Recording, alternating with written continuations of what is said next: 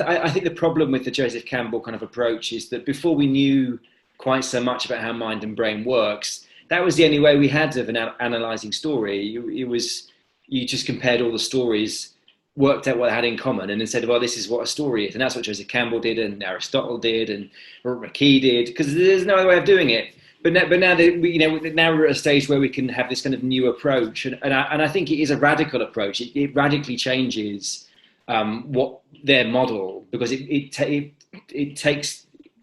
kind of takes two components of storytelling apart. There's the plot and there's the character, and they're separate things. And when you look at the Joseph Campbell model and McKee model, they're kind of smushed in together into this kind of sequence of events that has to happen. But you need to separate them. There's the plot and there's who it's happening to. And so I think that was one of the big breakthroughs for me. And one of the reasons that it's like that, and one of the reasons that we become fascinated in particular stories is that they're often about really interesting, flawed people, and we are, as animals, kind of programmed to be obsessively interested in other people, obsessively interested in what's going on behind their in their heads, what they're hiding from us, what they're getting wrong about the world, and what are the things they're getting wrong about the world. What can they teach me about how the world works and how I can live life more successfully, because we are psychologists call it domestic. We're a domesticated animal. We're domesticated in the same way that a dog is domesticated. We have these big eyes. We're much more peaceful than our kind of primate ancestors.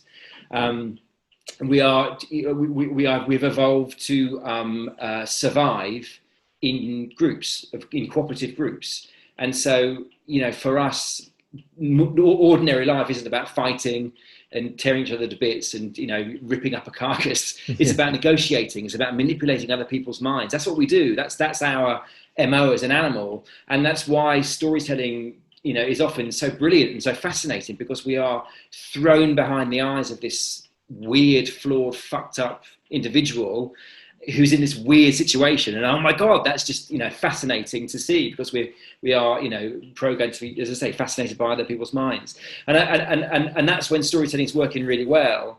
But when storytelling kind of fails, I think often it's when people are following those old-fashioned rules of it's a sequence of events, this recipe, and they're forgetting about the character.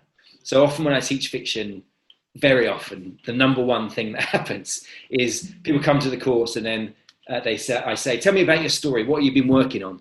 And they go, oh, well, I'll tell you about my story. And then they give this long sequence of events. And then they go, well, tell me about your character then. And then it all gets a bit vague and weird. Mm-hmm. And they don't really know, my character's this, and they're this, and they're this, and they're this. And it usually turns out the characters are kind of versions of who they are. They're just them, they're the writer. It's copied and pasted into the story. And so then the question is, so if you don't know your character really unbelievably well, how do you know this happens and then this happens and then this happens? Because that's not how people work. The things that we do, the problems that we get ourselves into, the goals that we seek, the plots that we make of our lives are all a product of our individual, flawed, messed up self. We express our individuality and our character in the things that we do, in the goals that we seek. So you have to have plot coming out of character. It can't be separated. Thank you for watching this video. To listen to the full podcast, click the link in the description below.